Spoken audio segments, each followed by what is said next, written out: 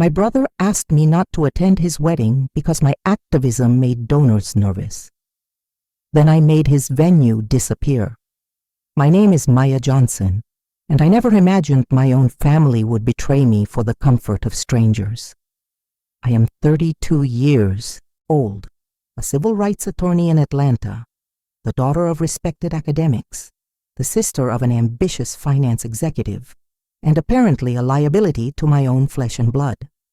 I graduated top of my class from Emory Law School, turned down offers from prestigious corporate firms to work at the Southern Justice Center, a decision that disappointed my family but fulfilled my soul. For 7 years, I have fought housing discrimination cases, represented communities facing environmental injustice, advocated for voting rights when others claimed the battle was already won. My work has been featured in legal journals, cited in state Supreme Court decisions, even recognized with the Thurgood Marshall Excellence in a Civil Rights Award last spring. None of that mattered to my brother when he called me on that warm Tuesday afternoon in April. I remember the moment clearly, the kind where Atlanta humidity already hints at the summer to come. I was reviewing case files in my downtown office, preparing for an upcoming class action lawsuit against Meridian Properties, a development company systematically pushing Black and Latino families out of historically significant neighborhoods through predatory practices. My legal team had spent months gathering testimonies, building a case that could set precedent across the Southeast. The notification light on my phone blinked steadily. James calling. My younger brother by 3 years, the golden child according to our late parents, the financial wizard who never questioned the path laid out for him. Harvard Business School, investment banking, a carefully cultivated network of Atlanta high society. We were different in almost every way, but shared the same stubborn determination, a family trait our mother used to say. I answered with the speakerphone as I continued reviewing depositions. James asked how I was doing.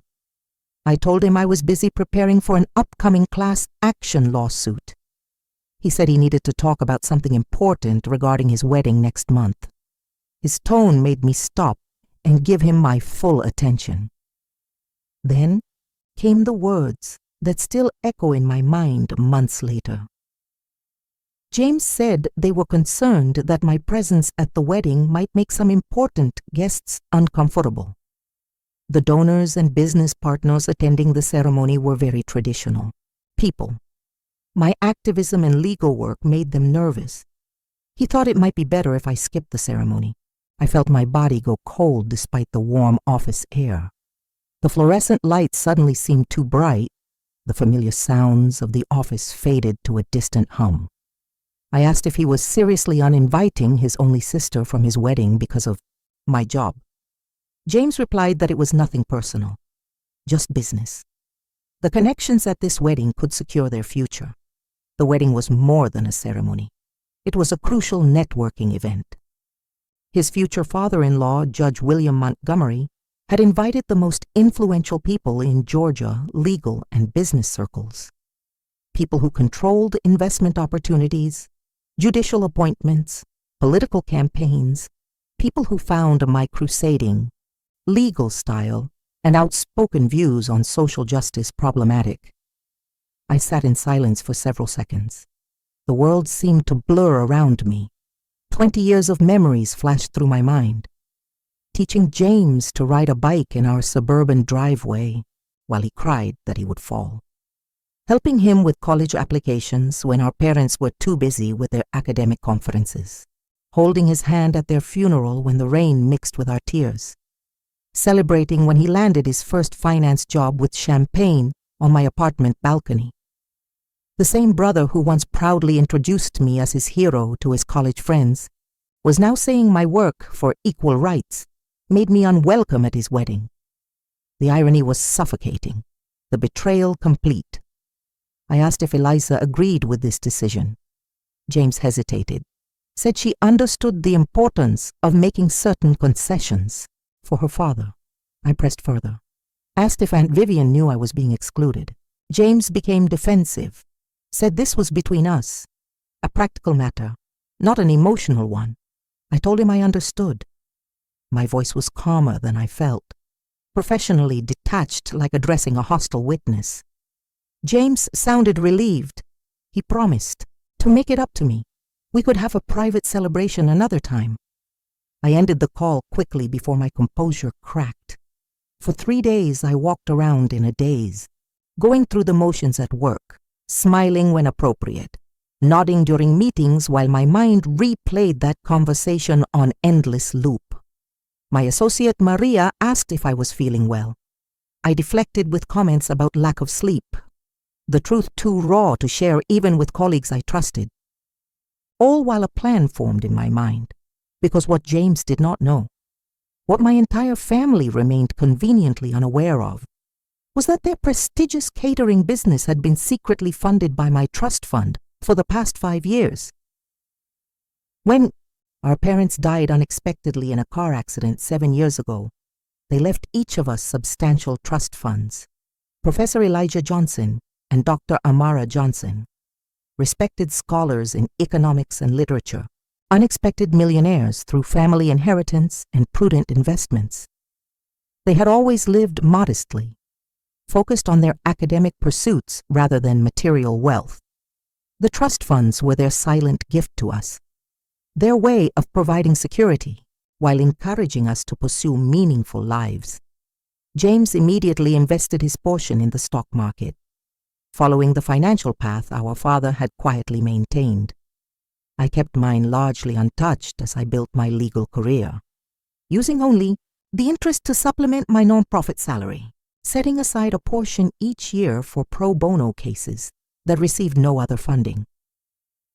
Until the day James and our Aunt Vivian approached me about their struggling catering business. It happened during Thanksgiving dinner 5 years ago. The first holiday after our parents died that felt almost normal again. Aunt Vivian had prepared all our favorite dishes in her professional kitchen. James had brought expensive wine. I had contributed my mother's favorite sweet potato pie recipe, the only dish I could make without risking culinary disaster. After dinner, James and Vivian exchanged meaningful glances. Then Aunt Vivian explained their situation. Vivian Brooks Catering had been a modest but respected business in Atlanta for decades. Founded by our maternal grandfather, passed down to Aunt Vivian, who expanded it from simple family meals to high-end events. But new competition and changing tastes had left them struggling. They needed capital to renovate their facilities, expand their services, rebrand for a modern clientele. James painted a picture of family legacy at risk, of employees who had been with the company for generations, potentially losing their livelihoods, of our grandfather's dream fading away. His voice was passionate in a way I rarely heard from him. This family business clearly mattered to him beyond the balance sheets. I agreed to help. Not as a partner, but as a silent investor. Knowing James's pride, I suggested a structure that would preserve his dignity while protecting my investment. I set up a series of loans from my trust that appeared to come from a small business investment group I created called Harper Investment Group, LLC, named after our mother's favorite author. The arrangement gave me no control over operations, but allowed regular return of funds with interest, or immediate recall of the full amount with 30 days' notice. The strategy worked perfectly. Over 5 years, Vivian Brooks Catering transformed from a struggling family business into one of Atlanta's premier event companies. They secured contracts with major corporations, political fundraisers, celebrity events, and most recently, the most exclusive wedding venues in the city. In 5 years, neither James nor Aunt Vivian had thought to investigate who exactly owned Harper Investment Group, LLC, the same entity that had saved their business and was now funding the lavish venue for James' wedding to Eliza Montgomery, daughter of Superior Court Judge William Montgomery, the same judge known for consistently ruling against my clients in civil rights cases. The same judge who had publicly criticized the MAIC Southern Justice Center as engaging in activist litigation rather than proper legal practice. The irony was almost poetic. I waited one more day before taking action, just to be certain, to give James the opportunity to call back, to apologize, to recognize the magnitude of his betrayal. He did not call. Instead, I made a call to my financial advisor, Morgan Zhang, a brilliant woman who had helped me structure the original investment, who understood both finance and principle, who never questioned why I occasionally made decisions based on justice rather than profit. I told her I needed to recall all funds from Harper Investment immediately. Morgan expressed surprise. She asked if I was certain, given the 30-day terms and the potential impact on the business. I confirmed I was absolutely certain. Morgan said she would process the paperwork right away. She asked if everything was all right. I replied that it was just time for some family truths to come to light. We ended the call with her promise to handle everything discreetly. Her final words were a reminder that financial consequences often revealed true priorities, something her grandmother had taught her in Shanghai before they emigrated to America. Within 48 hours, the transfer was complete. $3.5 million returned to my accounts. The notifications would have already gone to the business management team. Aunt Vivian would be in a panic. James would be confused. And soon, very concerned about the sudden financial crisis 6 weeks before his society wedding. The venue deposit would be at risk. The catering staff uncertain. The perfect celebration now precariously balanced on a financial precipice they did not understand. It took exactly 4 hours for my phone to explode with notifications. First, a text from James asking if I had heard about some financial emergency with the catering company. Then 3 missed calls from Aunt Vivian, each voicemail more desperate than the last. Finally, an actual voicemail from Eliza asking if we could talk about some confusion with the wedding venue. Her carefully modulated voice unable to completely hide her panic. I responded to none of them.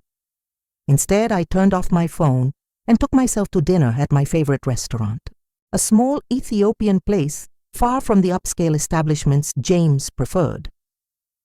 I ordered an excellent Cabernet and the chef's special. I savored each bite while reading case notes for my upcoming trial. I felt no guilt, only a strange sense of clarity, as if the world had shifted into perfect focus for the first time in years. The next morning, I turned my phone back on to find 27 missed calls, 15 voicemails, 43 text messages. The kitchen staff threatened to quit without payment assurances. The venue manager demanded confirmation of financial stability. Business partners questioning the company's solvency. The wedding planner suggesting alternative venues, though nothing comparable was available on such short notice. The most recent message from James sent at 3 in the morning. It simply read, "We need to talk. Please, it's emergency." I texted back one line. "I am available for lunch at Watershed at 1 p.m. I arrived at the restaurant at 12:30. Requested a table in the corner with good sight lines to the entrance. Ordered sparkling water and reviewed my notes one final time. The staff knew me as a regular, respected my privacy. It was one of the reasons I had chosen this location for what would undoubtedly be a difficult conversation. James arrived at the restaurant 15 minutes early. His normally perfect appearance was noticeably disheveled, hair uncombed, shirt wrinkled, eyes bloodshot from lack of sleep. The maitre d' directed him to my table. He nearly stumbled in his haste to reach me. I gestured for him to sit, observed him carefully, the way I would study a witness before cross-examination, noting the nervous twitch in his left hand, the way he could not maintain eye contact, the desperation evident in every movement. James started talking immediately, the words tumbling out in a disorganized rush. There had been a catastrophic, Financial issue with Vivian Brooks Catering. Their primary investor had suddenly withdrawn all funding without warning. They had 30 days to repay an enormous sum. The business might collapse. Worse, the venue for the wedding was now in jeopardy. Judge Montgomery was not pleased. Eliza was devastated. Everything they had planned was falling apart. I sipped my water calmly, letting him talk himself into exhaustion. When he finally paused for breath, I asked how this concerned me, my voice cool and professional, the same tone I used in depositions when letting someone reveal their own contradictions. James looked stunned at my response. His mouth opened and closed several times before words formed. He said this was a family crisis. They needed my help. Perhaps I could loan them money temporarily, just until after the wedding. He knew my trust fund remained largely intact, unlike his, which he had aggressively invested in various ventures. I smiled slightly, a small calculated expression. I asked if family was suddenly important now. James looked confused. I reminded him that just days ago, my presence at his wedding was problematic. My career made his important guests uncomfortable. I was a liability to be managed, not a sister to be celebrated. James' face drained of color as understanding dawned. He asked if I knew something about what had happened. I placed my phone on the table, showing the Harper Investment Group LLC documents, my signature clearly visible on the founding paperwork. I told him I not only knew what happened, I made it happen. His shock was genuine, complete. For several moments he just stared at me. Then the questions tumbled out. How long had I been involved? Why had I kept it secret? Did Aunt Vivian know? Was I trying to destroy the business? Was this revenge? I explained everything calmly. The silent investment after our parents died. The deliberate separation to let them run the business without interference. The legal right to recall my funds with 30 days' notice, which I had now exercised. I reminded him that business was business, nothing personal, using his own words against him with precision. James' voice shook as he asked why I would do this. His eyes filling with tears he refused to let fall. I looked him directly in the eyes. I told him that my entire career was dedicated to fighting for people who had been silenced, excluded, deemed too uncomfortable for polite society. People whose presence might disrupt the comfortable prejudices of the powerful. I would not allow my own brother to treat me the same way, to sacrifice me for the comfort of people who found justice itself threatening. He began to backpedal immediately. There had been a misunderstanding. He never meant to hurt me. It was Eliza and her father who were concerned about the guest list, the political implications, the business connections. He had just been the messenger. He had fought for me behind the scenes, failed to explain properly. I asked why he had not simply refused their request, stood by his sister regardless of consequences, chosen family over convenience. He had no answer, just stammered excuses about complex situations and difficult choices. I stood up from the table, placed enough cash to cover both our meals, though neither of us had eaten. I told him messengers still choose which messages they carry and which they refuse. His choice had been made clear. Now he was facing mine. I left him sitting there as I walked out of the restaurant. The weight I had carried for days suddenly lifted. That afternoon, my phone rang with a number I did not recognize. I answered cautiously. A deep voice introduced himself as Judge William Montgomery, Eliza's father, James' future father-in-law, the man who had deemed my presence inappropriate for his daughter's wedding. Judge Montgomery said he was calling about an unfortunate situation. I stayed silent, letting him continue. He explained that there seemed to be some confusion regarding the wedding venue, some financial complication with Vivian Brooks Catering. He understood I might have information about the situation. His tone was carefully neutral, professional, the voice of a man accustomed to authority who was now uncertain of his ground. I recognized the approach. had used it myself when negotiating. From a position of unexpected weakness, I confirmed that I did indeed have information. I was the primary investor in Vivian Brooks Catering through my company Harper Investment. I had exercised my legal right to recall my funds based on personal reasons. The 30-day terms were clearly outlined in all contracts. The business had been notified through appropriate legal channels. There was a long pause on the line. I could almost hear him reassessing the situation. Judge Montgomery then spoke with a notably different tone, less authoritative, more thoughtful. He said he understood family matters could be complicated. He asked if I would be willing to meet with him to discuss the situation in person. Perhaps there was a solution that could address all concerns.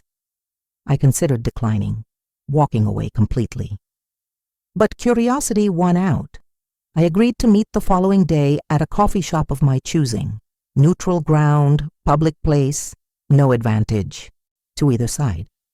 After ending the call, I contacted my investigator, Dexter Williams, a former journalist with unparalleled research skills. I asked him to send me everything he could find on Judge Montgomery. Court decisions, political connections, financial interests, personal history. By evening, I had a comprehensive file. Knowledge was power in any negotiation. That evening, Aunt Vivian finally caught up with me.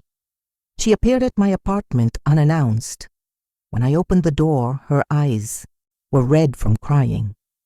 Her normally perfect silver hair disheveled, her hands shaking slightly. The strong woman who had helped raise us after our mother's sister died young now looked suddenly old, vulnerable. Aunt Vivian asked to come in. I stepped aside, allowing her to enter. She immediately began apologizing. She had only learned the full story from James an hour ago. She had no idea I was behind Harper Investment, no idea about being asked to skip the wedding. She was horrified by both revelations. I offered her tea, which she accepted.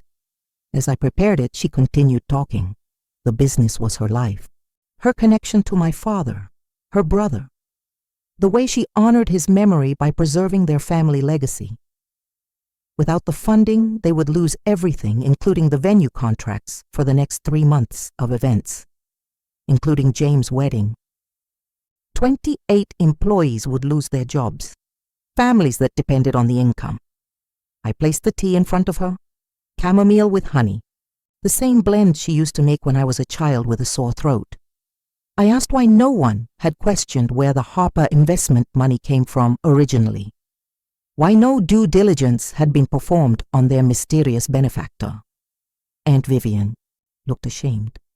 She admitted that James had handled all the paperwork, had assured her the investors were legitimate business people who saw potential in their operation.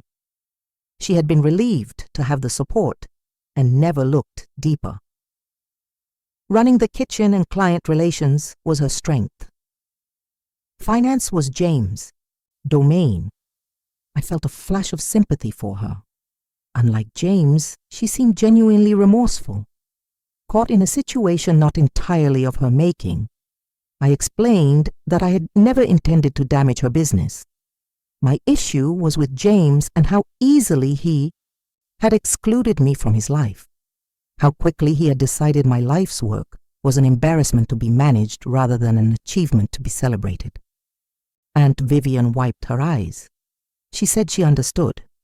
She also revealed something I had not known, something that made the entire situation clearer. James had been hiding significant financial problems from everyone, risky investments gone wrong, mounting debts from trying to maintain appearances among wealthier friends. The marriage to Eliza was as much about financial connections as romance. The Montgomery family name would open doors to investment opportunities currently closed to him. I absorbed this new information carefully. It explained some things, but excused nothing. The desperation behind his actions made them more understandable, but no less painful. I told Aunt Vivian I would consider options for the business separate from the wedding situation. She thanked me and left, looking slightly less devastated. Just before closing the door, she apologized once more. said I reminded her more of my father every day. His principles, his stubbornness, his unwillingness to compromise what mattered most. That night I reviewed the file on Judge Montgomery. His early career as a prosecutor, his transition to corporate law, his political appointment to the bench, his consistent pattern of ruling against environmental and civil rights plaintiffs, his family connections to old Atlanta money, but also something unexpected. His daughter Eliza had once worked for the ACLU before joining her father's former firm. An interesting contradiction that suggested complex family dynamics of their own. The next morning I met Judge Montgomery at the coffee shop as planned. He was already seated when I arrived, a tall, distinguished man in his 60s with silver hair and penetrating eyes, wearing a perfectly tailored suit despite the casual setting. He stood politely as I approached. Judge Montgomery thanked me for meeting him. I nodded and ordered a black coffee.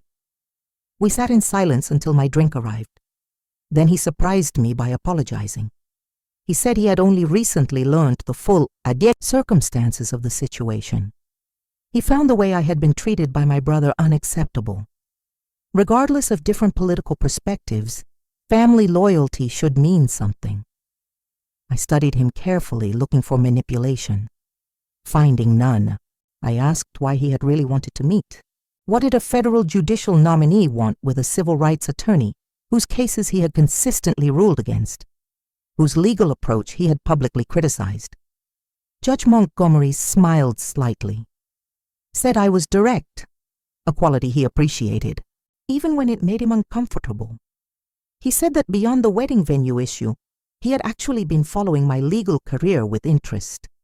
My recent class action work against housing discrimination had impressed him, was forcing him to reconsider some of his positions. My legal briefs were exceptional, even when he disagreed with my conclusions. The conversation shifted unexpectedly. For the next hour, we discussed legal theory, recent Supreme Court decisions, the challenges of civil rights law in the current political climate. We disagreed on fundamental approaches, but found common ground in respect for legal reasoning. It was the most engaging professional conversation I had had in months. As we prepared to leave, Judge Montgomery made an unexpected offer. He was being sworn into the federal bench the day after James' now jeopardized wedding. He would be honored if I would consider being the keynote speaker at the ceremony. He wanted diverse perspectives represented as he took this new position, wanted to signal his commitment to hearing all sides of complex legal issues. I was momentarily speechless. A keynote at a federal judge swearing in was a significant professional honor, particularly for an attorney my age, something that could elevate my platform for advocating change. I asked why he would offer this to me now. He replied simply that merit should be recognized regardless of family complications, that he had been impressed by my handling of the current situation, that perhaps both our families could learn from this experience. I told him I would consider it. We parted with a new respect between us. As I walked to my car, my phone buzzed with a text from James. Please tell me what I can do to fix this. We need the venue. Eliza is distraught. Every catering company in Atlanta is booked solid. For the first time since this began, I felt torn. Not because of James' distress, but because of Aunt Vivian and the business employees who would be affected. The collateral damage to innocent people troubled my conscience. I decided to consult the one person whose judgment I trusted implicitly, my law partner and best friend Zoe Chen. Zoe and I had met in law school, bonded over being the only women of color in our constitutional law seminar, supported each other through clerkships and early career challenges, started our own practice focused on civil rights work when the larger nonprofit we worked for shifted toward more conservative cases. She knew me better than anyone, would tell me hard truths when needed. Zoe listened to the entire story without interruption as we sat in her office that afternoon. When I finished, she whistled low. said I had executed a financial and emotional checkmate worthy of a legal thriller, then asked the critical question, was I seeking justice or vengeance? The distinction mattered. Justice restored balance, created opportunity for growth and reconciliation. Vengeance simply transferred pain, created new victims without healing, old wounds. She reminded me of our shared philosophy, that the goal of civil rights work was never punishment, but transformation, not retribution, but restoration. Zoe asked what I really wanted from this situation. Revenge against James, the business to survive, some genuine acknowledgement of my value to the family. I considered the question carefully. What I wanted most was respect, not just from James, but for what I stood for, the principles that guided my life and work, the belief that all people deserve dignity regardless of who they made uncomfortable. We talked for hours, considered options, weighed consequences. As twilight filled her office windows, we had developed a plan that satisfied both justice and compassion, a solution that would protect innocent employees while ensuring James understood the cost of his choices. With that clarity, I made 3 phone calls. First to my financial advisor, Morgan, to arrange a complex transaction. Second to Aunt Vivian to schedule a meeting the following morning. Third to Judge Montgomery accepting his invitation to speak at his swearing-in ceremony. I deliberately did not call James. That night I prepared extensively for both upcoming events, drafted the financial documents for Aunt Vivian, outlined my speech for the judicial ceremony. Both required careful consideration, precision of language, clear purpose. By morning I was exhausted but certain of my path. The meeting with Aunt Vivian took place at her small office at the catering company. I brought Morgan and our contracts, lawyer Patricia, with me. Aunt Vivian looked nervous, but had her business manager present as well, an older gentleman named Howard, who had worked with my grandfather decades earlier. I proposed a new arrangement. Harper Investment would be dissolved. In its place would be a new legitimate business loan from me personally to Vivian Brooks Catering. The loan would have better terms, lower interest, longer repayment timeline, and a critical stipulation. My name would be added to the business as silent partner with 20% ownership. Aunt Vivian was stunned by the offer. Her business manager reviewed the paperwork carefully before nodding in approval. This would save the business, allow them to keep operating without interruption. The venue contracts, including the one for James' wedding, could proceed. The employees would keep their jobs. The family legacy would continue. There was one more condition I added verbally. The business would immediately establish a scholarship fund for young people from disadvantaged backgrounds interested in culinary arts. 10% of profits would go to this fund annually. It would be named after our parents, would create opportunity for talented students regardless of financial background, would honor our family legacy of education and excellence. Aunt Vivian began to cry, not from distress but genuine emotion. She said this was exactly what my father would have wanted, that he had always believed in creating paths for others. She agreed to all terms and signed the paperwork. We would complete the transactions by end of day. As I prepared to leave, Aunt Vivian asked about James. Would I forgive him? Attend the wedding now that the venue was secure? I told her the business arrangement was between us. James would need to make his own amends, would need to demonstrate understanding of why his actions were harmful, would need to respect my work and my values before our relationship could heal.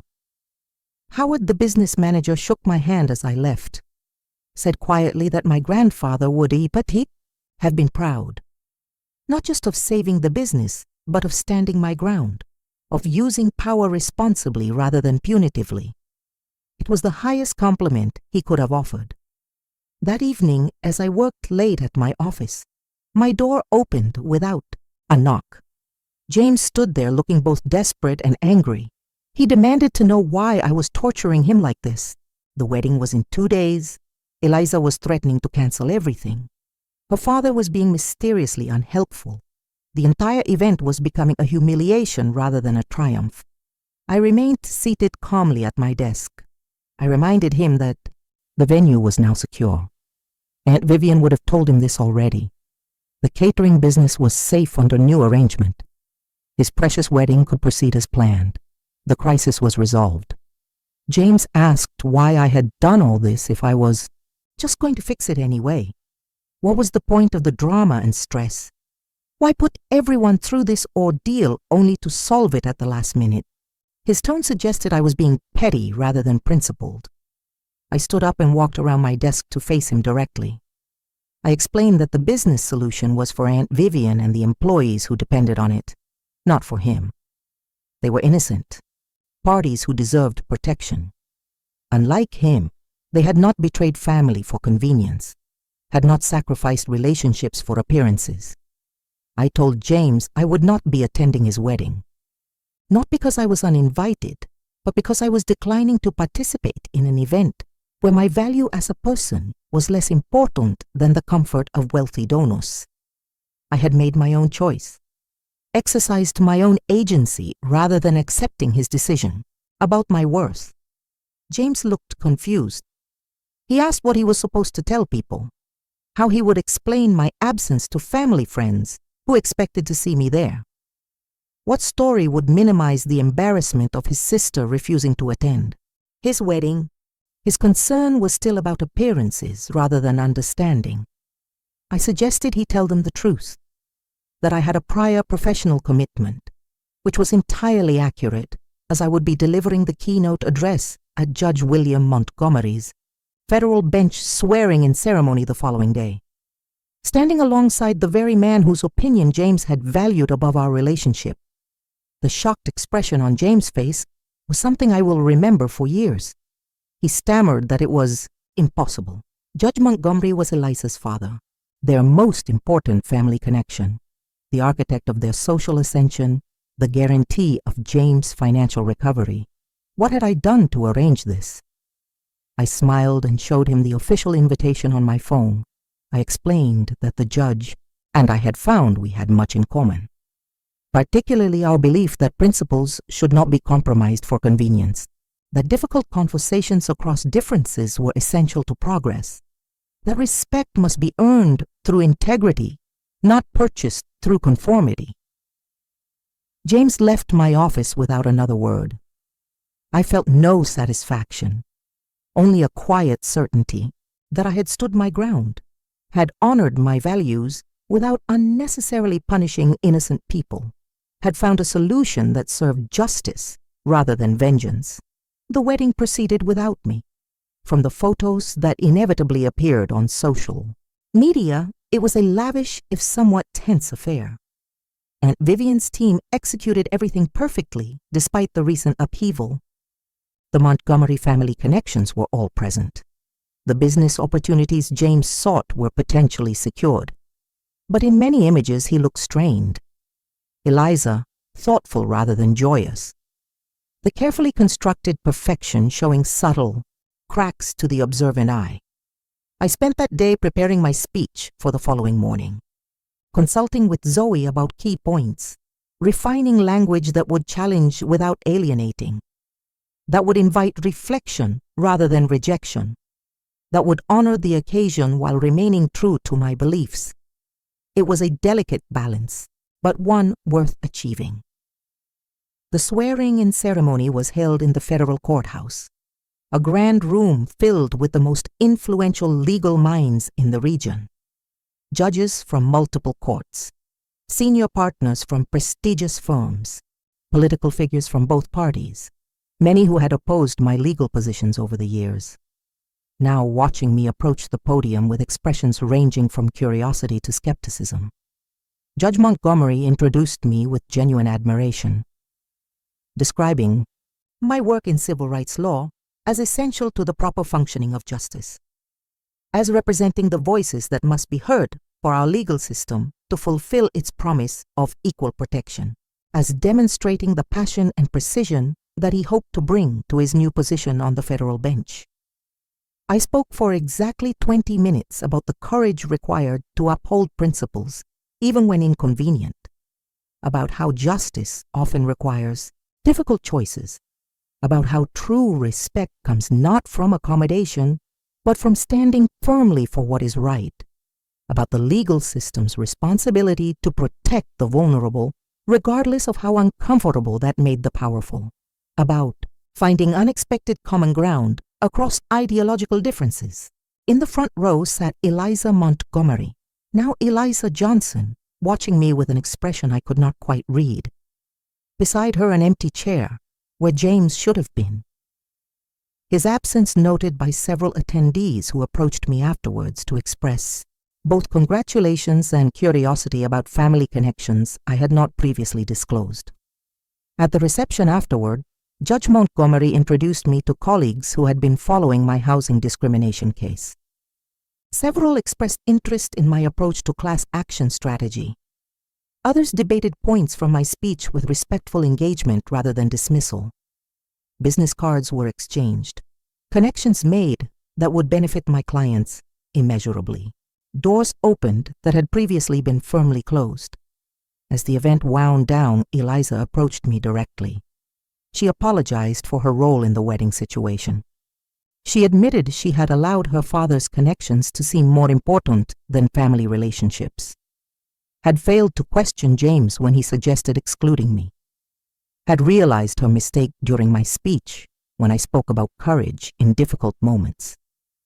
She said her father had spent the morning of her wedding telling her how impressed he was with my integrity, how it had made him reconsider some of his own positions, how he hoped his new daughter-in-law would demonstrate similar principles. I accepted her apology with grace. I told her I hoped she would help James understand what had happened and why, that his journey would be longer and more difficult, would require him to examine priorities and values he had long taken for granted. She promised to try, said she had her own journey ahead, reconciling the corporate lawyer she had become with the ACLU advocate she had once been, that perhaps we could all learn from this complex situation. It has been 3 months since those events. Vivian Brooks Catering is thriving under the new arrangement. The scholarship program has its first 3 recipients beginning culinary school this fall. My relationship with Aunt Vivian has evolved into a genuine partnership based on mutual respect. She now proudly tells clients about her niece, the civil rights attorney, who helped transform the business model to include community investment. My professional standing has benefited from the unexpected connection with Judge Montgomery. Not through favoritism in the courtroom where we still often disagree on legal interpretations, but through access to conversations and considerations previously close to me, through introductions to potential allies in unexpected places, through the credibility of being taken seriously by those who once dismissed my arguments without consideration. James and I are slowly rebuilding our relationship. It begins with him acknowledging what he did and why it was wrong, with understanding that my work is not separate from who I am, that respecting me means respecting my commitment to justice, even when inconvenient or uncomfortable. The first time he attended one of my speaking events about housing discrimination was a small but significant step, sitting in the audience, actually listening to the stories of my clients, beginning to see the humanity behind the legal arguments. Judge Montgomery has become an unexpected mentor. His perspective from the federal bench provides valuable insight for my cases. His decades of experience in navigating legal complexities offer lessons I could not learn elsewhere. In return, my frontline experiences inform his understanding of how legal decisions impact real communities. We disagree often, but always with mutual respect, always with recognition that our shared goal is justice, even when we see different paths toward it. Eliza has surprised me most of all. She has volunteered with the Southern Justice Center, offering pro bono legal support for our environmental justice cases. reconnecting with the passionate advocate she once was before corporate. Law consumed her focus, finding balance between different aspects of her legal career, different elements of her complex identity. I learned through this experience that family is not just about blood connection. It is about respecting the core of who someone is, about valuing their principles as much as their presence, about creating relationships built on mutual respect, rather than convenience or obligation. Sometimes the most powerful thing we can do is simply stand our ground and let others decide whether to meet us there. The Meridian Properties case that I was working on when this all began resulted in a landmark settlement last week. $5 million in damages to displaced families, new affordable housing requirements for future developments, and most importantly, recognition of the historical significance of the neighborhoods they sought to erase. A victory that felt even sweeter because I had learned to stand firm in my personal life as well as my professional one. I wonder how many of you have faced similar choices. When have you had to choose between keeping peace and keeping your integrity? Between acceptance on someone else's terms or respect on your own? What did you decide? And what would you do if it happened again tomorrow?